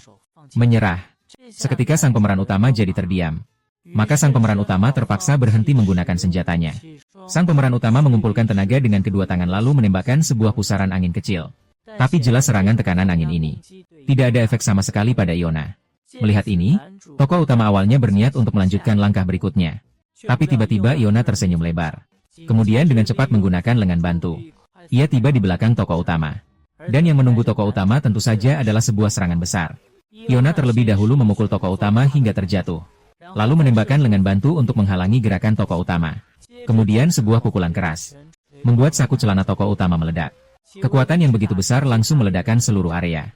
Kelompok harem yang menonton pun langsung tertawa. Tak disangka tokoh utama juga punya hari di mana ia dipukuli.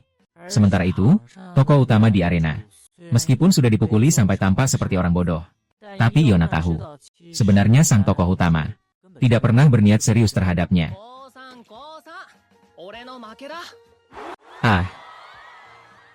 Begitulah Iona mengalahkan sang tokoh utama. Mendengar sorakan dari luar, Iona menunjukkan senyuman. Dan momen ini juga disaksikan oleh sang tokoh utama. Saatnya makan siang. Tokoh utama melihat Iona meletakkan sendoknya. Dia bahkan mengira Iona adalah robot yang tidak bisa makan. Namun Iona menyatakan bahwa dia memiliki sistem pencernaan yang baik. Hanya saja sekarang, dia tidak punya selera untuk makan. Melihat rambut kuning ini, aku menyimpulkan bahwa Iona mungkin menderita sindrom semangat terbakar. Singkatnya, karena Iona mengalahkan protagonis pria, dia kehilangan tujuan hidupnya. Pendek rambut ini tidak mengerti hal itu. Karena bagaimanapun juga, Iona hanyalah sebuah robot. Bagaimana mungkin dia memiliki emosi manusia? Tampaknya Iona sendiri juga tidak terlalu tahu. Karena biasanya ketika dia merasa ragu, dia selalu menyampaikan pertanyaannya kepada induknya untuk meminta bantuannya. Namun sejak pertarungan dengan tokoh utama pria berakhir, dia terus berusaha mengirimkan kembali permintaan untuk memulihkan koneksi. Namun permintaan itu terus ditolak oleh induknya. Dan semua ini tampaknya juga karena dia diam-diam memutus sambungan yang berkaitan dengan bertarung dengan pemeran utama. Sehingga dia dianggap oleh induk sebagai program yang cacat. Dihapus. Sederhananya, Iona dipecat. Namun pemeran utama justru berpikir bahwa masalah ini tidak sesederhana itu. Mazani berterima kasih kepada Deb. Apakah kamu sudah membuat Rabbi menahan naga jiwamu? Sejak dia menjadi master namun yang tidak disangka semua orang. Induk untuk mencegah keguguran. Penjaga penghubung menjadi tidak terkendali. Dia langsung mengaktifkan program ledakan diri dalam tubuh Iona. Semua orang benar-benar panik kali ini. Melihat bom dalam tubuh Iona sedang menghitung mundur. Semua orang bersembunyi di sudut. Namun Iona membuat semua orang tenang. Dia mengatakan akan mencari sudut yang sepi untuk menunggu meledak, tetapi jika menemukan pemilik baru untuknya, program penghancuran diri di dalam tubuhnya juga akan ikut dinonaktifkan. Dan hal ini sama sekali tidak mengherankan. Sang tokoh utama pria memang pilihan terbaik. Begitulah, Iona berubah dari robot tempur menjadi robot pelayan. Tipe pelayan. Namun, sikapnya yang selalu patuh kepada tokoh utama pria segera menimbulkan ketidakpuasan Sophie. Lagi pula, dia juga bisa dibilang setengah cyborg. Dan juga hanya akan mengikuti perintah tokoh utama pria untuk bertindak. Jadi, Sophie merasa bahwa dirinya dan Iona memiliki identitas yang tumpang tindih. Maka untuk memperebutkan kekuasaan perintah sang protagonis, keduanya memulai sebuah pertarungan. Melihat kedua orang itu, mata mereka berapi-api. Sang protagonis yang tak berdaya hanya bisa berharap keduanya tidak membuat keributan besar. Namun kenyataannya seringkali apa yang ditakutkan justru datang. Sophie sengaja berdandan seperti kucing, ingin menarik perhatian sang protagonis. Namun tanpa diduga Iona juga berpikiran sama. Begitulah, pertandingan pertama antara keduanya berakhir seri. Kemudian keduanya yang tidak puas memutuskan untuk membuktikan kemampuan. Saat keduanya sudah siap mengumpulkan tenaga dan bersiap melancarkan jurus pamungkas, sang protagonis langsung mematahkan mereka dengan satu pukulan masing-masing. Jadi pada babak kedua, keduanya juga tidak bisa menentukan pemenang. Lalu babak ketiga, keduanya mengikuti tokoh utama ke pemandian. Meskipun keterampilan keduanya sangat bagus, tapi tokoh utama yang agak bodoh ini benar-benar tidak bisa membedakan perbedaannya. Saat malam tiba, keduanya langsung meringkuk di kamar tokoh utama. Melihat pria utama ini, aku benar-benar tak bisa berkata-kata. Jadi, aku hanya bisa membiarkan mereka. Namun, setelah pria utama tertidur, keduanya mulai berbincang dan terhubung. Ternyata, mereka sudah menjadi satu sejak lahir. Sampai mereka bertemu pria utama, hidup mereka baru mulai bersinar. Sementara itu, setelah beberapa hari bersaing, keduanya tampaknya telah merasakan perasaan bahagia. Jadi, mereka berdua tiba-tiba menjadi teman baik. Namun, waktu bahagia selalu singkat. Karena penghitungan mundur ledakan Iona masih berlangsung. Meskipun Iona mengakui sang tokoh utama sebagai tuannya, itu hanya membuat penghitungan mundur semakin mendekat. Hanya memperlambatnya 10 kali lipat. Jelas makhluk super tokoh utama ini tetap tidak bisa menggantikan induk komputer. Melihat teman-teman yang sudah dia habiskan beberapa hari bersama. Meskipun Yona sangat berat hati, tetapi dia tetap berharap bisa di saat-saat terakhir. Sebisa mungkin tetap berada bersama semua orang. Setelah itu dia akan pergi sendiri. Ledakan tidak akan menyebar ke kalian semua. Begitulah, semua orang mengadakan pesta perpisahan untuk Yona. Dalam 20 jam terakhir, Yona menjalani waktu paling bahagia dalam hidupnya. Namun hingga 1 jam terakhir sebelum ledakan, sang pria utama tidak pernah muncul. Sementara itu, Yona berjalan sendirian ke tengah alun-alun. Kemudian membuka perisai dan membungkus dirinya sendiri. Di detik terakhir dalam hidup ini, Yona akhirnya melepaskan penyamarannya. Karena setelah menghabiskan banyak hari bersama, Yona akhirnya merasakan keindahan hidup. Jadi sekarang dia benar-benar tidak ingin meninggalkan semua orang. Orang-orang yang tidak berdaya terhadap hal ini, selain bisa berkata maaf, mereka hanya bisa menjamin bahwa pasti tidak akan melupakan Yona. Namun tepat pada detik terakhir peledakan, suara ledakan yang diharapkan tak kunjung terdengar. Lalu di detik berikutnya, sebuah tornado tiba-tiba melesat ke angkasa. Ternyata sang tokoh utama pria merangkak keluar dari tanah. Dan alasan dia tidak menghadiri perpisahan Yona, itu karena dia pergi ke bawah tanah untuk berdebat dengan induknya. Tentu saja akhirnya dia harus menggunakan tinju. Barulah pihak lain mau setuju untuk menghubungkan kembali Yona. Dan ini juga berarti program bunuh diri dalam tubuh Yona dihentikan. Dengan begitu, Yona yang tidak perlu mati, akhirnya bisa bertindak sesuka hati. Melakukan hal yang paling ingin dilakukan.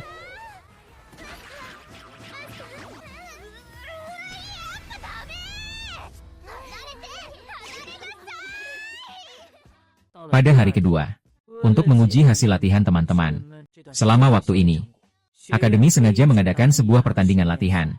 Namun sayangnya, dalam pertandingan latihan ini tidak ada yang bisa mengalahkan pria. Saat itu, sebagai anak berambut kuning yang lemah, dia malah menjadi penutup. Awalnya aku pikir setelah beberapa pertarungan dia akhirnya menjadi lebih kuat.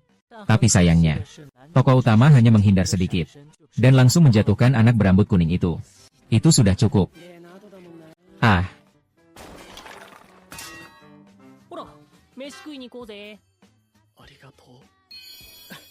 Ya, Paris, Jimmy melihatku datang. Dan semua ini juga disaksikan oleh Maria. Jadi, keesokan harinya, Maria mendekati si rambut kuning. Meskipun dia tidak mengerti, si rambut kuning hanya bisa tersenyum paksa setiap kali dia kalah dari tokoh utama. Tapi dia tahu si rambut kuning pasti merasakan hal yang sama. Semua berharap bisa bertarung berdampingan dengan sang protagonis. Bersama-sama. Jadi agar sang protagonis memperhatikan mereka, dia ingin bersama si pirang bersekutu untuk mengalahkan sang protagonis. Dan ucapan itu benar-benar menyentuh titik lemah si pirang. Saat itulah Eliza tiba-tiba muncul. Setelah mengetahui bahwa tujuan mereka berdua adalah mengalahkan tokoh utama pria, Eliza demi membuktikan dirinya bukan kutu buku yang hanya pandai berteori. Mereka bertiga bersama teman-teman lain membentuk sebuah komite pembasmian makhluk supranatural. Setelah sebuah perdebatan sengit di antara mereka, Ginny sukarela menawarkan diri menjadi yang pertama bertarung. Dan untuk mengejutkan lawan, Ginny bahkan meminjam senapan panjang dari si rambut kuning.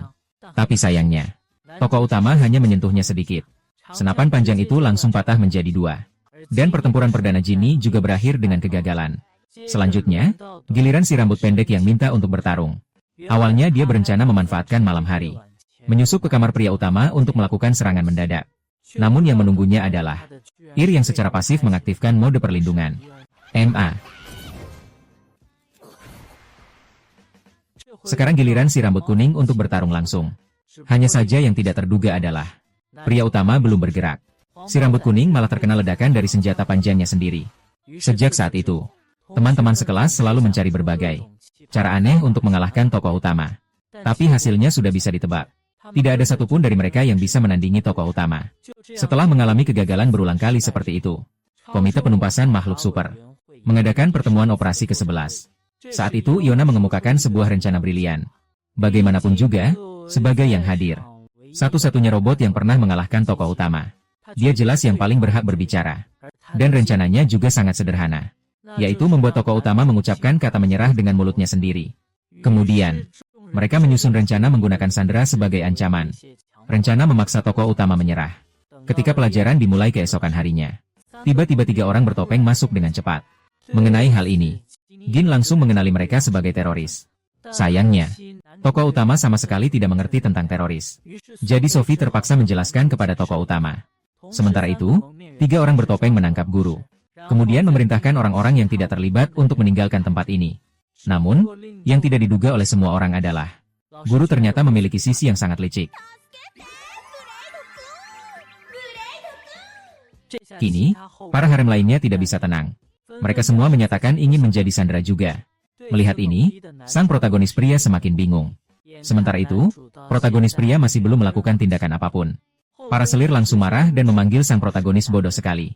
Namun, bicara tetap bicara. Harus tetap diperhatikan dengan seksama. Tapi, dibandingkan para selir yang terus-terusan berteriak minta tolong tanpa pikir panjang, sang protagonis lebih penasaran tentang si Pirang dan Cai Ji. Kenapa mereka berdua selalu memakai penutup kepala? Melihat penyamaran yang cermat berhasil dikenali oleh tokoh utama. Ketiganya dengan tegas memilih untuk membuka kartu secara langsung. Menghadapi pertanyaan tokoh utama tentang mengapa menculik gadis, si pemula satu dengan tegas menyatakan itu untuk persiapan pangan. Namun yang tidak kusangka adalah, persiapan pangan yang dimaksud si pemula ternyata seperti ini.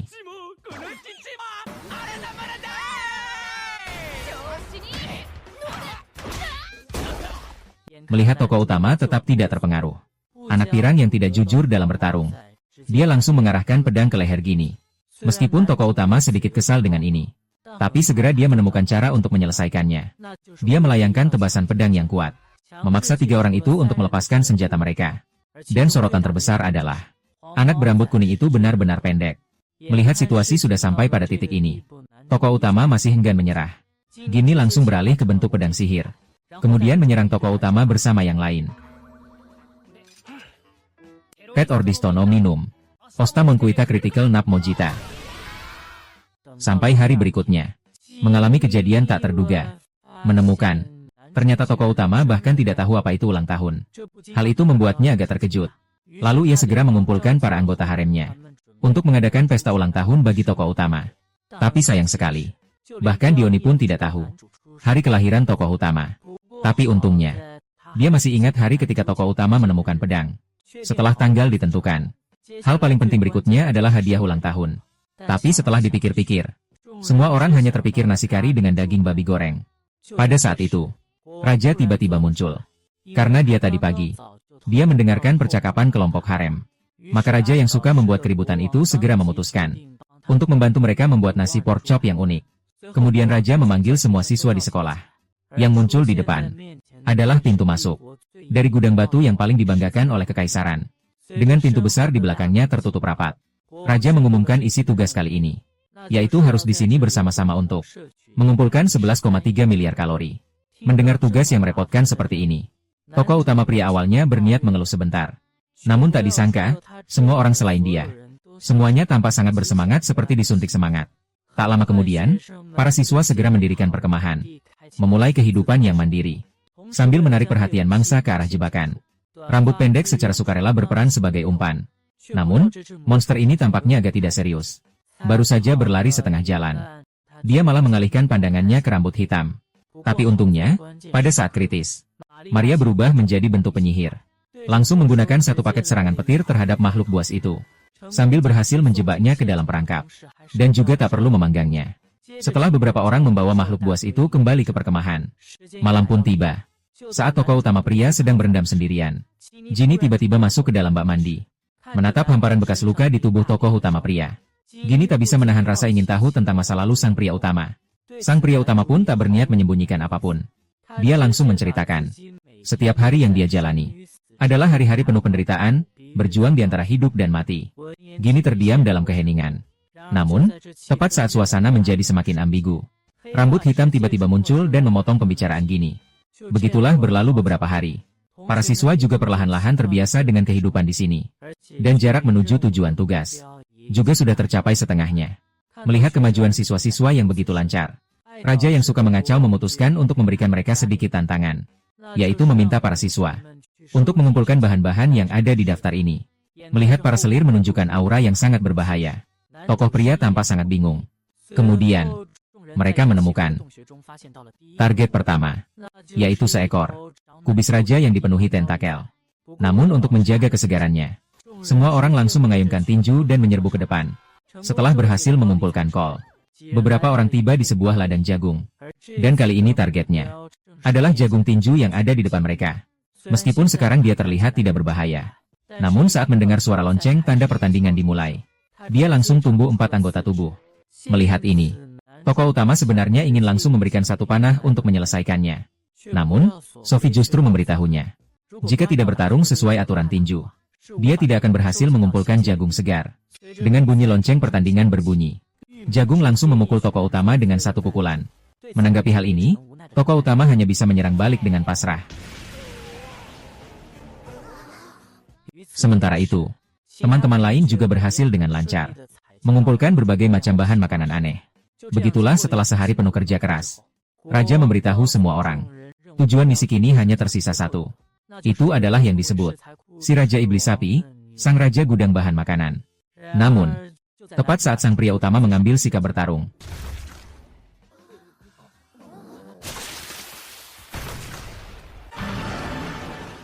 wah, ternyata ini besi Simos inilah yang dimaksud Raja. Melihat makhluk raksasa di depan mata, sang pria utama pun bingung. Namun sebaliknya, Gini dan teman-temannya justru merasa penuh semangat. Kemudian, Gini beralih ke bentuk pedang sihir dan melawan bersama teman-temannya. Namun, harapan sangat indah, tetapi kenyataannya sangat pahit. Karena serangan mereka, bagi Behemoth seperti hanya menggaruk gatal. Hanya dalam 2,5 putaran, jumlah korban sudah terlalu banyak untuk diobati. Untungnya, para selir sang pemeran utama, masing-masing lebih hebat dari yang lain. Serangan bertubi-tubi mereka, tampaknya telah menyebabkan cukup banyak kerusakan pada Behemoth. Tepat ketika semua orang mengira pertarungan sudah berakhir, Behemoth justru keluar dari dalam api, berdiri utuh tanpa cedera. Terlihat bola energi mengerikan terbentuk di mulutnya. Si anak pirang segera mengeluarkan jurus pamungkasnya. Akhirnya pada saat genting berhasil menahan serangan Bei Simoshi. Kalau terus begini, tidak ada jalan keluarnya. Gini langsung melemparkan pedang ajaib itu kepada sang tokoh utama. Namun itu jelas belum cukup. Karena untuk mengalahkan Bei Simos dibutuhkan 30% kekuatan. Jadi sang tokoh utama membutuhkan bantuan sang penyihir. Kemudian sang tokoh utama langsung menggenggam tangan sang penyihir. Lalu sang tokoh utama membagikan kekuatan rohnya kepada sang penyihir. Hanya saja cara ini untuk mengisi tenaga terlalu lambat. Maka sang penyihir tanpa ragu langsung menciumnya.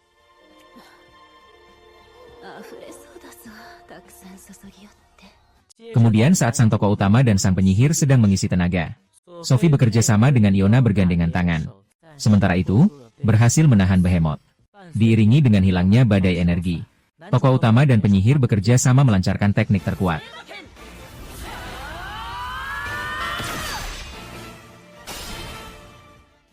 Dengan Behemoth terpotong menjadi 2 bagian. Akhirnya, misi kali ini berhasil diselesaikan. Dan yang mengejutkan tokoh utama adalah batas kekuatan yang bisa digunakannya mencapai 18%. Meskipun dia tidak begitu mengerti prinsipnya. Namun pada saat itu, dia yang hampir mati kelaparan. Sudah tidak peduli lagi. Namun saat dia membuka pintu kantin, Happy melewati Lita, kemudian Gini memberitahu pemeran utama pria. Orang-orang yang biasanya tidak tahu tanggal ulang tahunnya. Menurut kebiasaan, mereka akan menganggap hari ketika melihat gunting itu sebagai hari ulang tahun. Dan semangkuk nasi katsu di atas meja itu. Itulah kado ulang tahun yang dipersiapkan semua orang untuknya dengan penuh perhatian. Merasakan makanan yang penuh cinta di mulutnya. Tokoh pria utama yang sejak lahir tak pernah menangis, tetap tak kuasa menahan air mata haru. Bibi di sebelah barat. Dinosaurus, ibumu sedang menonton ciuman. Keesokan harinya, tokoh pria utama sedang membantu 2 pemula menjalani pelatihan khusus. Sophie tiba-tiba datang ke sini. Melihat 2 orang pemula ini, masih mengira dia juga ingin mendapatkan bimbingan langsung dari tokoh utama. Tapi tiba-tiba Sophie menghunus pedang dan mengambil sikap yang aneh. Detik berikutnya, sebuah angin tornado yang mengerikan seketika melilit tubuhnya. Dan yang akan dia gunakan adalah jurus andalan sang protagonis, Polong Tau Tai. Melihat target latihan hancur berkeping-keping, 2 pemula langsung bingung. Dan tepat saat itu, Sophie tiba-tiba muncul. Manajemen boneka sangat sibuk dengan Otataga Oldaka. 2 Sophie yang tiba-tiba muncul membuat semua orang bingung sejenak. Melihat situasi yang tidak menguntungkan dirinya, Jia Sophie segera melarikan diri dari tempat kejadian. Sementara Zen Sophie menatap jauh dengan wajah serius. Pada saat yang sama, Jia Sophie yang pulang dengan tangan kosong datang ke sebuah rumah yang terbengkalai. Saat dia membuka pintu, beberapa gadis yang persis seperti Sophie tanpa ampun mengejeknya. Dan sebagai kakak tertua, nomor 1, meskipun tidak ingin memperhatikan saudara-saudarinya, tapi dia sangat Sulit untuk menjelaskan dengan kata-kata alasan kegagalan tugas. Melihat ini, Sophie yang lain tiba-tiba mencium dia. Ternyata sebagai klon, mereka dapat memanfaatkan selaput lendir untuk menyampaikan informasi. Dengan kemampuan luar biasa ini, kelima saudari berhasil saling berbagi ingatan hari ini. Dari ingatan terlihat bahwa kakak tertua ternyata tidak menyelesaikan misi pembunuhan. Saudari lainnya langsung mengeluarkan senjata, lalu memberinya pelajaran. Keesokan harinya, para siswa sedang di arena, menguji alat baru yang dikembangkan Elisa. Sophie No, dua yang membawa sabit langsung mendatangi pintu, melihat sang protagonis. Dengan baik hati bertanya apa yang ingin dipelajarinya hari ini. Namun jawabannya ternyata adalah bahasa kawin. Kini dengan tegas menolak atas nama protagonis. Melihat sang protagonis tidak terpengaruh, nomor 2 langsung mengeluarkan sabit dan menyerang sang protagonis. Tapi sayangnya, apapun cara dia mengayunkan sabitnya, sang protagonis bisa dengan santai menghalau serangannya. Melihat sang protagonis yang begitu hebat, nomor 2 segera memutuskan untuk mengganti taktik. Mari kita lihat apa yang terjadi pada Sophie. Pada saat krusial, Sophie turun dari langit. Melihat protagonis pria bermain dengan sangat senang, Sophie langsung menunjukkan ekspresi seperti iblis. Melihat ini, nomor 2 tertawa kecil. Kemudian segera melarikan diri dari sini. Dan semua ini bagi protagonis pria sudah biasa saja bagiku. Bagaimanapun sebelumnya, dia sudah melihat sendiri petualangan si nomor 3 yang memegang tongkat serigala, dan si nomor 4 yang mengayunkan tombak. Kalau terus begini, bukan solusi juga. Maka semua orang pun berkumpul untuk membahas strategi. Sementara di sisi lain, nomor 5 yang berpenampilan seperti gadis kecil, sudah tidak sabar ingin membunuh protagonis. Pada saat itu juga, sosok hitam mengumpulkan mereka bersama, dan memberi perintah untuk membunuh protagonis. Kelima saudari itu juga untuk membuktikan bahwa pahlawan buatan bisa melampaui pahlawan sejati. Hingga keesokan harinya, protagonis dan yang lain membawa nomor 5 ke dunia virtual. Melihat protagonis pria berani muncul di depan, nomor 5 langsung mengayunkan tinjunya dan menyerang. Melihat nomor 5 terjebak dalam perangkap, Jinny pun meminta protagonis pria untuk melanjutkan sesuai rencana. Dan rencana mereka adalah memanfaatkan dunia virtual ini untuk menciptakan ilusi bahwa protagonis pria sudah mati. Saat protagonis pria membuka matanya, dia benar-benar bingung. Bagaimanapun, ini adalah pertama kalinya dia merasakan sensasi kematian. Pada saat yang sama, mengenai rencana operasi yang berjalan sangat lancar kali ini, manajer selalu punya firasat buruk. Ternyata benar. Nomor 5 yang merasa tertipu sampai sangat marah. Apapun yang dikatakan, dia harus memecah tokoh utama menjadi 8 bagian. Kalau terus seperti ini, sekolah ini akan hancur karena dia. Tokoh utama berencana kabur dari sekolah terlebih dahulu. Namun tak disangka nomor 3 tiba-tiba menyergap dari depan. Meskipun tokoh utama berhasil menghindar dengan satu gerakan meluncur, tetapi 2 orang di belakangnya tetap mengejar tanpa henti. Maka Yona menyuruh tokoh utama pergi terlebih dahulu. Biarkan dia menunda waktu. Meskipun Yona juga tidak mengerti apa artinya, tapi trik ini memang sangat berguna. Kemudian sang pria utama dan Yona berlari ke asrama perempuan. Dan Ginny juga membawa teman-temannya menunggu lagi. Setelah lama menunggu, melihat target muncul, Ginny langsung memerintahkan teman-temannya menyerang kedua orang itu. Meskipun efeknya tidak terlalu jelas, api sihir Ginny tetap berhasil mengalahkan nomor 3 saat itu juga. Pada saat itu juga, nomor 5 mengayunkan tinju besinya untuk menyerang Ginny secara diam-diam. Beruntung pada saat yang krusial, tokoh utama mengeluarkan sihir dan melemparkannya jauh. Ketika semua orang mengira semuanya sudah berakhir, namun nomor 3 dan nomor 5 tiba-tiba berdiri lagi. Terlihat mereka saling berpegangan tangan. Sebuah lubang hitam yang mengerikan kemudian dipanggil keluar oleh mereka. Tokoh utama pria awalnya berpikir cukup menahan selama 10 detik. Maka mereka akan tidak mampu bertahan dan menghentikan ritual sihir. Namun siapa sangka, meskipun keduanya sudah roboh dan terjatuh ke tanah, lubang hitam yang mereka buat tidak menunjukkan tanda-tanda akan menghilang. Melihat teman yang tidak bisa bertahan lagi tersedot ke dalam lubang hitam, tokoh utama segera muncul dan menyelamatkan mereka. Saat itulah, Sophie tiba-tiba berlari keluar. Dia menggunakan kekuatan pahlawan buatan melawan lubang hitam.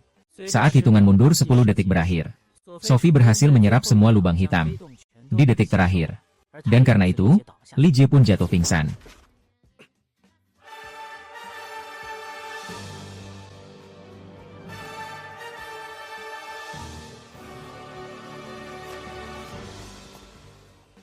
Keesokan harinya, untuk menyelesaikan masalah ini secara tuntas, tokoh utama mengirim surat kepada 5 saudari. Meskipun tahu ini pasti jebakan, tapi melihat surat tantangan yang penuh pembelaan ini, Sophie satu langsung menerimanya. Tidak lama kemudian, 5 orang mendekati tokoh utama.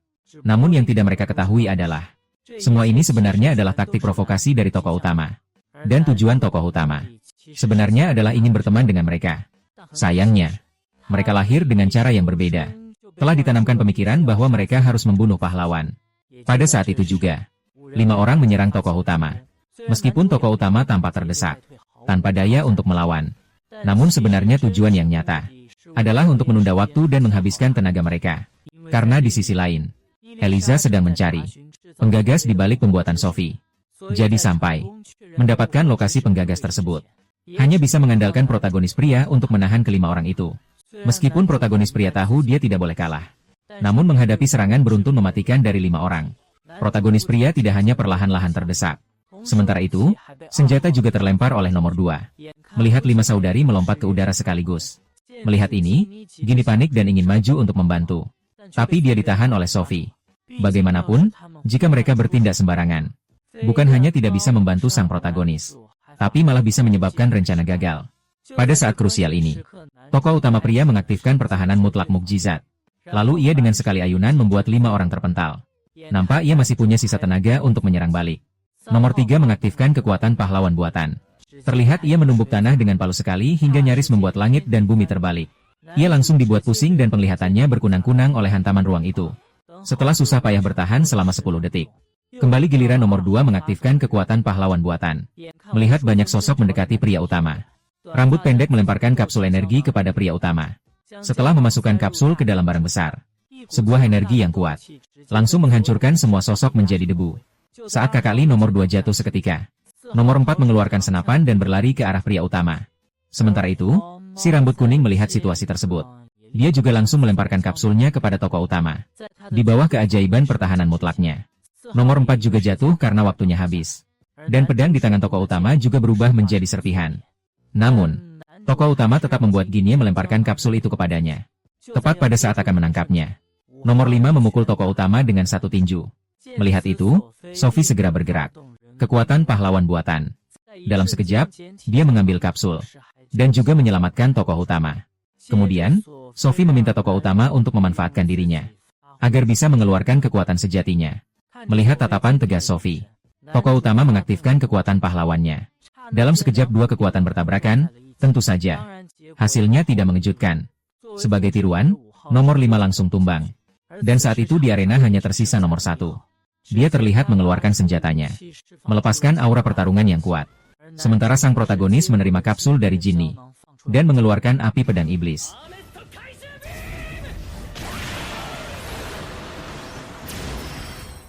Namun ketika asap menghilang, waktu sudah menjelang sore. Saat sang pria utama bersiap bertarung lagi, lengan nomor 1 tiba-tiba terjatuh. Kemudian dia langsung berlutut di tanah. Ternyata, sebagai kloningan mereka, sudah mencapai batas umur. Dan batas itu adalah sampai sore hari ini. Melihat hal ini, pria itu segera menghubungi tim penyelidik. Menanyakan apakah mereka telah menemukan dalang di baliknya. Namun sayangnya, orang di baliknya sudah meninggal 2,5 tahun yang lalu. Ini berarti, perintah yang disebut-sebut itu, sejak awal memang tidak pernah ada. Meskipun Eliza dapat melalui penelitian terhadap data yang ditinggalkannya, memperpanjang masa pakai 5 saudari. Tapi sayangnya, ilmu pengetahuan tidaklah segalanya. Ia juga tidak bisa menyelesaikan masalah ini dalam sekejap. Saat sang tokoh utama terjebak dalam penyesalan, Sophie mengajukan sebuah metode. Itu adalah melalui nomor 1. Untuk memasukkan jiwa mereka ke dalam tubuh Sophie. Meskipun tingkat keberhasilannya hanya 99%. Tapi dibandingkan dengan tidak melakukan apa-apa dan mati seperti ini, mereka lebih ingin mencoba mempertaruhkan kesempatan ini. Tentu saja hasilnya juga tidak mengejutkan. Sophie berhasil menjadi manusia modifikasi hebat dengan 6 kesatuan. Namun sebelum cerita berakhir, raja yang suka membuat onar memberikan pelajaran kepada semua orang. Awalnya dikira hanya latihan tempur biasa. Ternyata kekuatan makhluk buas ini sangat luar biasa. Bukan hanya Xiaoku yang tidak bisa bertahan satu giliran di tangannya. Bahkan pedang sihir Ginny pun sudah diayunkan sampai kelelahan. Tetap tidak menimbulkan sedikit pun kerusakan. Tapi untungnya ada Sophie yang merupakan gabungan dari 6 pribadi. Dengan kekuatan pahlawan buatan dari saudari-saudarinya di dalam tubuhnya. Sophie menggunakan tombak milik anak pirang itu untuk menusuk. Sementara itu, penyihir juga bekerja sama dengan Iona. Menembakkan api yang kuat dan gelombang cahaya. Namun hasilnya adalah, tombak si berambut pirang hancur menjadi serpihan. Sang penyihir dan Iona terpental oleh raungan. Ketika semua orang jatuh ke dalam keputusasaan, pria paling sok itu muncul.